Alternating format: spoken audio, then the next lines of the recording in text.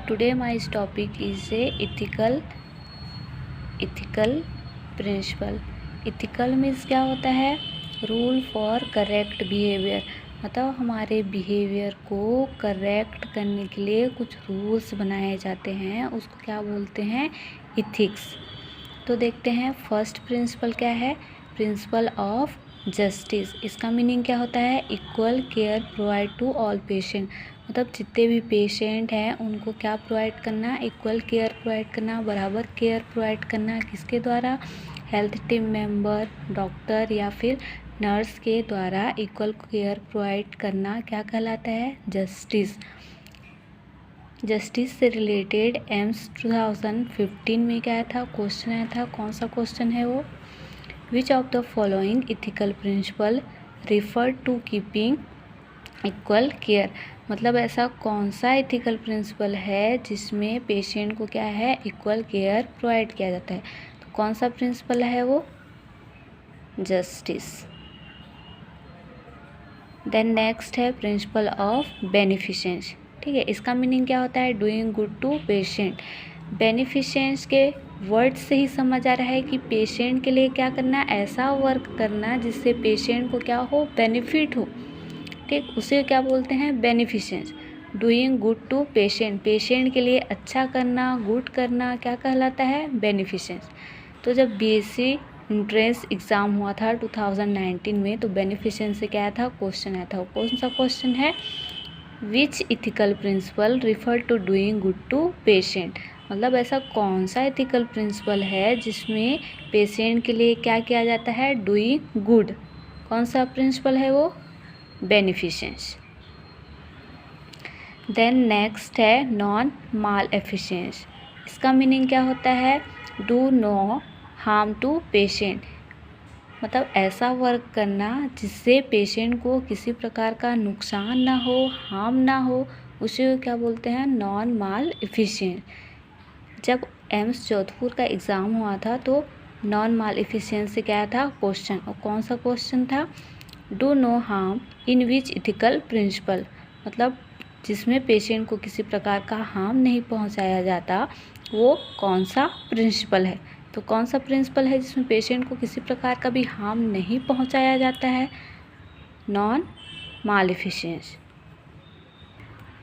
Then next principal है principle of accountability. Principle of accountability मतलब क्या होता है? अकाउंट टू सेल्फ एक्शन, मतलब खुद के वर्क के लिए, खुद के एक्शन के लिए क्या होना? सेल्फ अकाउंट होना। अकाउंट मतलब रिस्पॉन्सिबल होना, मतलब सेल्फ के वर्क के लिए, एक्शन के लिए रिस्पॉन्सिबल होना क्या कहलाता है?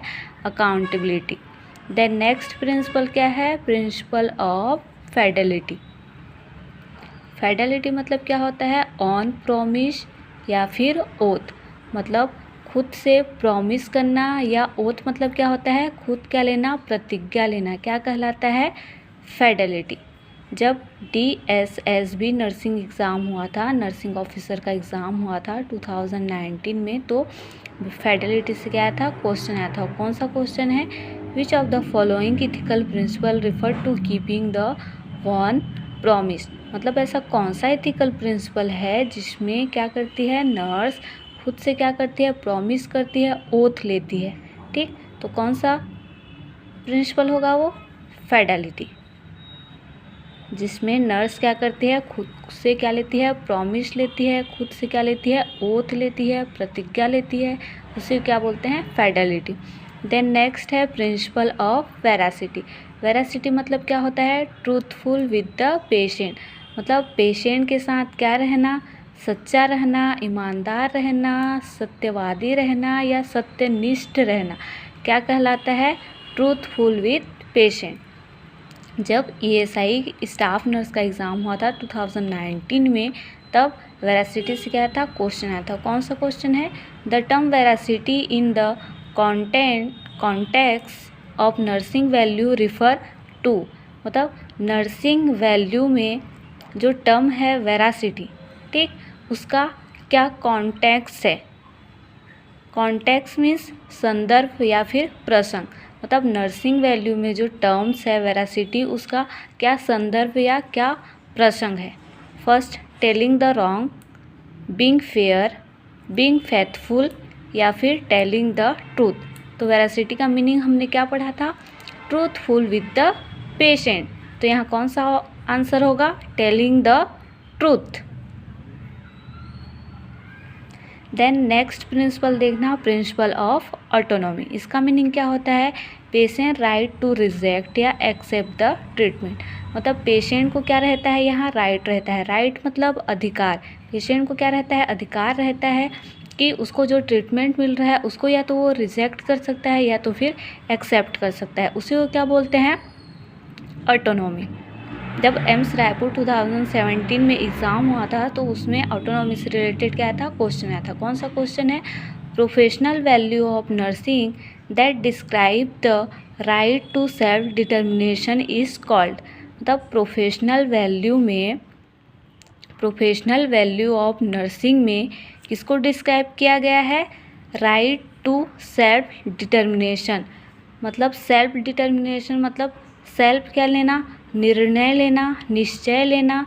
किसी भी पेशेंट को क्या रहता है, राइट रहता है कि वो क्या कर सकता है, सेल्फ डिटर्मिनेशन कर सकता है। मतलब खुद के लिए स्वयं क्या कर सकता है, निर्णय ले सकता है या फिर निश्चय कर सकता है।